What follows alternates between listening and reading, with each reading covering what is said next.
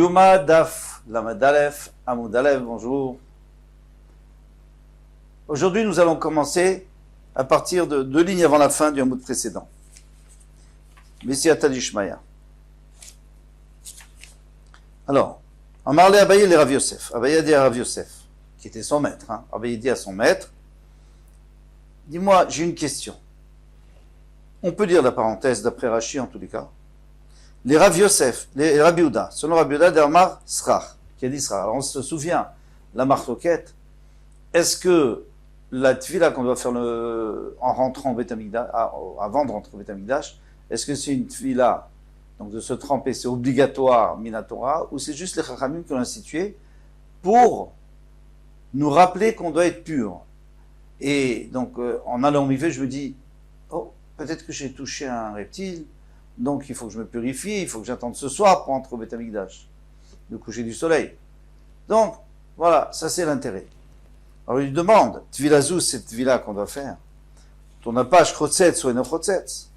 Est-ce que c'est une tvila normale? Donc si on a quelque chose sur le corps qui est collé, ça fait interférence et l'eau ne peut pas rentrer, donc la tvila n'est pas bonne. Ou Enochrotzetz, c'est pas grave, parce que de toute façon c'est juste pour me rappeler. Donc voilà, je suis rentré dans l'eau, je me suis souvenu de tout ce qui est arrivé, j'ai vu que j'avais rien, ou j'ai vu que j'étais tamé. Amarlé, il lui a dit, Kol de takin rabanan, ken de roita takun. Kol de takun, pardon. Tout ce que les chachamim ont institué, c'est comme de roita. Puisque ils ont institué une tvila, bien que c'est juste pour lui rappeler, est-ce qu'il est tamé ou pas?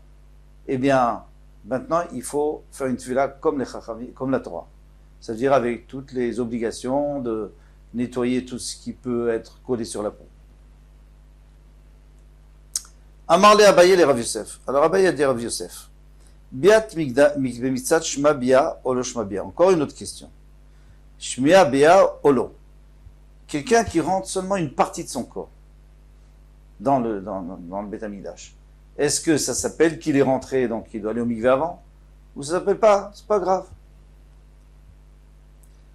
Amarle, il lui a dit, Beonot yochichu. Tu peux prouver les pouces du Kohen, des doigts du Metzora. Eh bien, de là, on peut prouver pourquoi. Shehen biya bemiktsat, ça s'appelle, quand il fait rentrer sa main, c'est seulement une partie de son corps qui rentre. Vetania, et pourtant il est écrit dans la Braïta, Metzora, Tovel, le Metzora, quand il vient le 8e jour pour apporter, d'abord pour se faire asperger de l'huile sur ses doigts, et ensuite pour apporter ses corbanotes, eh bien, il doit d'abord aller au mikvé, veomed bechar Nikanor, et après, il se tient à la porte de Nikanor.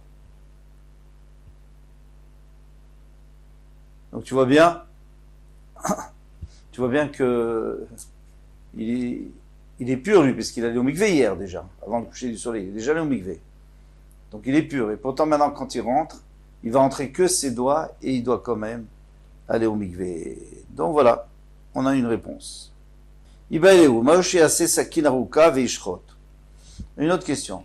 Est-ce que quelqu'un qui voudrait faire la shrita, mais il n'est pas allé au mikvé, est-ce qu'il pourrait faire fabriquer un couteau avec un long manche et faire la shrita de dehors? Comme ça, il n'est pas obligé de rentrer. Alors, Tibaï les Benzoma, Tibaï les Rabbanan. Cette question, elle est valable selon Benzoma, qui avait dit, qu'est-ce qu'il avait dit Benzoma? Il avait dit que la tvila est minatora. Il est obligé minatora. Donc lui, le problème, c'est est-ce qu'il peut, s'il rentre pas, est-ce qu'il doit quand même aller au mikvé ou pas? Tibaï les Rabbanan. Ça peut aller aussi, d'après les Rabbanan, des pliés aller des Rabbi Yehuda, qui sont en marloquette avec Rabbi Yehuda, parce que Rabbi Yehuda lui avait dit que c'était seulement mis des Rabbanan. Et ces Rabbanan-là, qui sont contre Rabbi Yehuda, ils disent, selon Ravina, on avait vu, qu'il n'y a que le Metzora qui doit aller au mikvé le matin, parce que le Metzora, il est habitué à la Touma, puisqu'il était tamé tout le temps, donc il n'a pas fait attention. Alors, peut-être que depuis hier soir, depuis hier après-midi, lorsqu'il était au mikvé, peut-être qu'il a aussi pas fait attention, il a touché quelque chose qu'il ne fallait pas toucher, il est tamé, donc lui, on l'exige de lui, selon Rabbi Yehuda, bien sûr. Les Chachamim, Rabbi Yehuda lui dit, on exigeait tout le monde, tandis que d'après les Chachamim, il disait encore moins que Rabbi Yehuda. Il disait qu'on On n'exige que du Metzora. Alors, ici, on va quand même se poser la question. Et on va expliquer pourquoi. Tiba, il est Benzoma, d'après Benzoma, c'est sûr que c'est une question. Pourquoi? Parce que lui dit que c'est Midoraïta. Alors, quel est le problème? Benzoma, il a les Gavaï. Peut-être que Benzoma, lui, ce qu'il a oublié, qu'il a dit que la Torah avait dit qu'il fallait aller au mikvé, c'est seulement pour ceux qui rentrent à l'intérieur du Beth Amikdash. Aval et Baraï, mais celui qui reste à l'extérieur, là, il n'a pas besoin, puisqu'il est à l'extérieur. Au Dilma, ou peut-être à Télim Choukhré, peut-être que les Khamim ont fait une takana, de peur qu'il va voir que son couteau n'est pas assez long, ou que l'animal est un peu trop loin, il va rentrer. Donc peut-être qu'on l'a obligé. Tibae, et cette question on peut la poser même les Rabbanan, les Pligal et des Rabbi Houda, qui disaient que normalement, personne n'a besoin. Il n'y a que le Metzora qui doit aller au mikvé avant de rentrer au Beth Amikdash. Mais l'homme simple, l'homme normal n'a pas besoin d'aller au mikvé. Là-bas, on parle de quelqu'un qui ne fait pas la avoda. Mais ici, quelqu'un qui fait la avoda, il commence la avoda du Beth Amikdash en faisant la shrita. Alors lui, c'est sûr qu'il doit aller au mikvé. On dit le maloshna. Il n'y a pas de différence. Il n'a pas besoin d'aller au mikvé. C'est que le Metzora qui doit aller, mais lui n'a pas besoin. Chamesh tvilot ve'asara kiddushin tovel. Alors on a déjà vu dans la Mishnah que le Kohen Gadol va se tremper 5 fois pendant Yom Kippour et 10 fois il va se laver les mains et les pieds. Tanu Rabbanan. Nous mettons nous enseigner. Chamesh tvilot ve'asara kiddushin. Il y a 5 tvilot et 10 kiddushin. Kiddush, ça veut dire kiddush yadam veraglav, de se laver les mains et les pieds. Tovel Kohen Gadol ou Mekadesh bo bayom. Que le Kohen Gadol doit faire. Donc il y a 5 tvilot plus 10 kiddushin que le Kohen Gadol doit faire ce jour-là. Et Kulam ba Kodesh. Et toutes ces tvilot, elles sont dans le Kodesh. Dans le Kodesh, c'est-à-dire Makom Kadosh, à l'intérieur de la Hazara. Le Beta Parva. Beta Parva. C'était sur le Beta Parva, il y avait un mikvé. Chutz, Merishona, Shaita Bechol. Sauf la première qui était dans le Chol, c'est-à-dire en dehors de la Hazara. C'était juste à côté de son Al-Gabé Sharamaim. C'est sur la porte de l'eau. Et au Betsat Ishkato Aita. Et c'était à côté de là où il dormait, l'Ishkat Palédrin. Ou Palédrin. Amarabaye. Donc, maintenant, comment est-ce qu'il faisait pour avoir un mikvé sur Sharamaim? Sharamaim, c'est élevé. Donc, si c'est élevé de 20 mot, comme toutes les portes, on va voir tout de suite. Mais alors, le mikvé, il est en haut. Et comment est-ce que l'eau monte là-haut? On n'a pas le droit de puiser de l'eau pour un mikvé, il faut que ça vienne directement de la source. Alors, comment elle arrive? Amarabaye, Shmamina, tu peux dire d'ici que En Etam, la source de Etam qui était au-dessus du Beth Amikdash. Gavoa, mais Karka Hazara, elle est plus haute que le Karka, que le sol de la Hazara. Et Sriv Vishalosh Amot, 23 Amot. Pourquoi? Détnat, parce qu'on a enseigné. Kol Abtachim Shayusham, Gavoan Ar Esrim Amat. Toutes les portes du Beth Amikdash, c'était toujours 20 Amot, sauf Berchavan et Seramot. Et large de 10 Amot. Chus Michel Ulam, sauf celle du Ulam. Là-bas, elle faisait le double. Vitania, on a enseigné dans la Braïta, Verachatz, Kol, il faut ajouter, et Kol Besarro Bamaim, il devra laver toute sa chair dans l'eau, Bemi Mikvé, dans l'eau qui a été rassemblée dans un Mikvé, Kol Besarro, Maim Shikol Gufo Olabaen, il faut que toute sa chair rentre dans cette eau. Vekamaen, alors, c'est-à-dire qu'ici, on est en train de nous dire quel est le shur du mikvé. Parce qu'on a 20 amot, et sur les 20 amot, il y a le mikvé. Et il faut que la source, elle soit plus haute que le mikvé, parce que si elle est en bas du mikvé, elle ne va pas remplir le mikvé, elle va remplir juste le fond. Donc il faut qu'elle soit à la hauteur du mikvé, qui est, alors on voit, le kamaen, combien ça fait? Ama à l'ama, une ama sur une ama de large, sur une ama de long, pour que la personne puisse rentrer dedans, Verum Gimalamot, avec une hauteur de 3 amot de haut.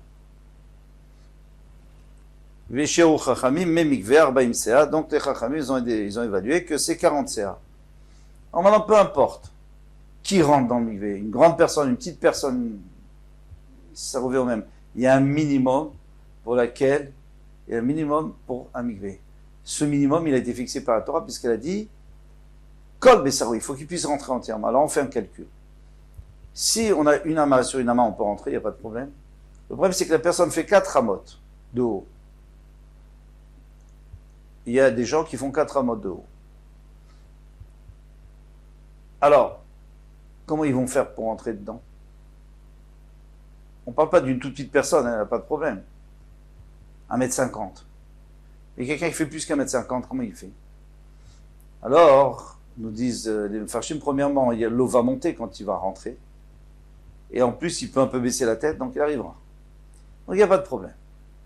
Alors, combien ça fait ça, Arbaim Sea, 40 Sea? C'est combien 40 Sea? Alors le calcul, il est très simple. Vous avez une ama. Alors, on va prendre une ama de 50 cm, bien que c'est une marloquette. C'est aussi, ça peut être 60 cm. 58, bon bref. Mais on va prendre moyenne. 50 cm sur 50 cm. Ça fait déjà, sur 1 mètre de haut, c'est-à-dire sur 2 amotes, ça fait déjà un quart de mètre cube. N'est-ce pas? Puisque le mètre cube, c'est 1 mètre sur 1 mètre. Donc 50 sur 50 sur 1 mètre de haut, ça fait un quart de mètre cube, 250 litres. Rajoutez une troisième ama qui est au-dessus, qui fait un huitième de mètre cube, qui fait 125 litres. Donc ça fait 375 litres, c'est à peu près ça, un mikvé. Maintenant, d'après le Chazon Ish, ça sera plus. Très bien. En tous les cas, qu'est-ce qu'on a vu ici? C'est simple. Si on veut que notre mikvé se remplisse à une ama et demi, à 3 amot, donc il y a déjà 20 amot de la porte qui fait 20 amot. Donc sur la porte, on met le mikvé. Sur la porte, c'est une porte très très très large, on met le mikvé. Et ce mikvé, il fait encore 3 amot, ça fait 23 amot. Très bien. Donc il faut dire que le En Etam était au moins 23 amot plus haut que la Hazara. Mais la Gemara pose une question tout de suite, on tourne la page. Veika Matikra. Vous avez oublié que le toit de la porte, si vous voulez le linteau, eh bien, il faut qu'il soit un peu épais quand même. Donc c'est une ama. Ve'ama maziva, par ça, dessus, sur le linteau, il va falloir mettre du mortier, il va falloir mettre du ciment, parce que si on met de l'eau, il faut quelque chose d'hermétique pour pas que l'eau coule.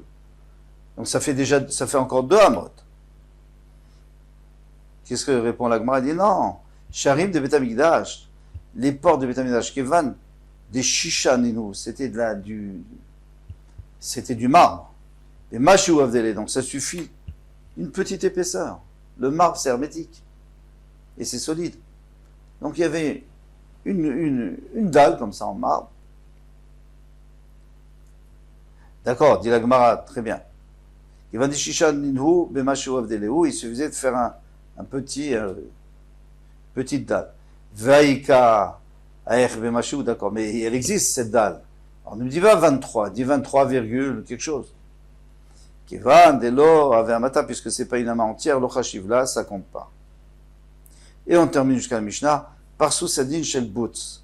Alors maintenant, on avait dit que quand il va au mikvé sur Sharamayim, alors tout le monde peut le voir, alors on étendait tout autour de lui un drap en lin, pour que les gens ne le voient pas. Pourquoi en lin? Maïshna shel Butz, pourquoi en lin? Qui est dans Rav Kana, parce que Rav Kana, lui, il a parlé de la deuxième tefila, pas celle-là. La deuxième, elle est dans le Kodesh. Et lui, il avait dit aussi, Kedesh Yakir Shavodat Ayom Bebigde Butz, pour qu'il se souvienne que à Yom Kippour, chaque fois qu'il fait une avoda particulière à Yom Kippour, il faut que ça soit avec des habits en lin et pas avec des habits en or. Les 8 habits en or. Achanami, ici aussi, pour la première, chez Akir, chez Avodat Ayom, Bebik Debus, qui se souviennent que la Avoda du jour, ce sera Bebik Debus. On va voir ça dans la Mishnah, on va expliquer tout ça. Dans tous les cas, ici, on a fini notre Mishnah. À demain, Bezrat Hashem.